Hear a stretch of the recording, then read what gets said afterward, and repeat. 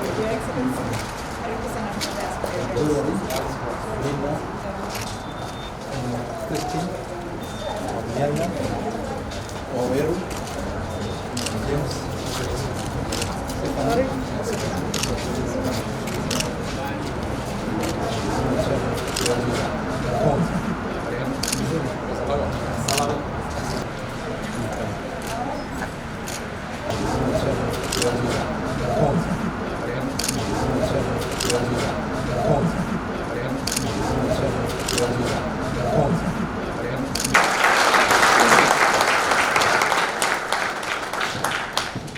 If you people agree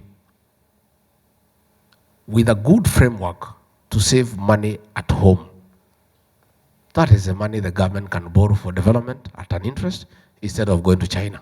If we can develop a saving culture for our people in the diaspora, because your money is huge, and that's what I want to appeal to you.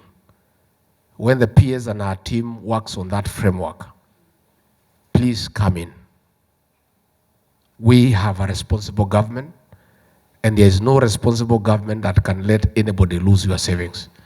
Once we work on that framework, and it is very clear and explained to you on how you can save your money back home and you are earning interest. As we speak, an immigration officer has been identified and posted here.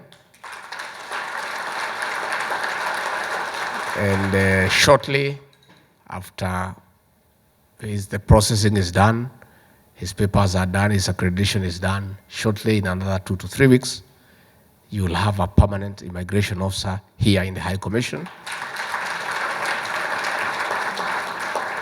to deal with your passport issues.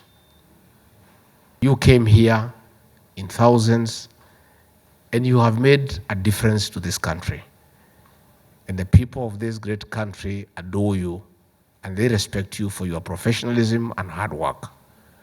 So you have been good ambassadors for our country. You have represented us well. You have made us proud. You have dignified our motherland. So I want to say pongezi. I have an appointment with the President of this great republic on Monday morning, and I'll be able to put up a very strong case to remind him to remember the journey, that capacity they have developed was as a result of Kenyans. And I'm sure we'll get some progress so that we see whether they can be a little bit magnanimous to allow our people to work, because when they were down and needed us, we were there for them. The resumption of KQ to this country and elsewhere, it is true that is what should happen, but I must be very honest with you to tell you that we have challenges with KQ. But I can assure you that the government is well sized of the matter and the need to get KQ back on track as the pride of Africa and as our national pride. And the way Balozi has said is true. For every 10 passengers, there is a job created. So I can tell you that the government is well sized for the matter, and a lot is going on behind the scenes. And shortly, KQ will be back on track. And when that happens, this destination will be given priority. We need you people in the diaspora to be part of the decision-making process to determine the leadership of Kenya. More so because you have loved ones back at home. You have people that are important to you, and they need to be governed well. And since you have more exposure, you should participate in deciding the leadership of the country. Of course, as it were, the matter is handled by the Independent Electoral and Boundaries Commission, which is an independent commission. But the problem has not been that they are not willing. It has been the budgetary allocation. So that is something as a government we need to do.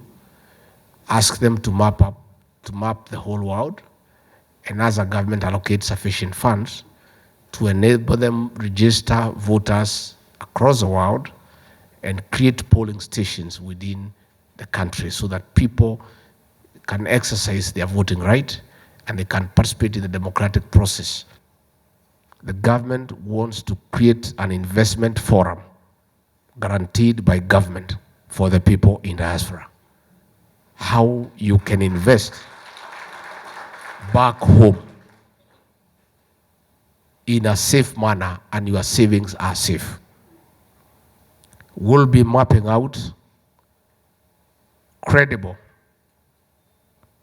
real estate developers to work with the State Department of Diaspora Affairs that can build homes for people abroad, and the government will guarantee so that your money is safe.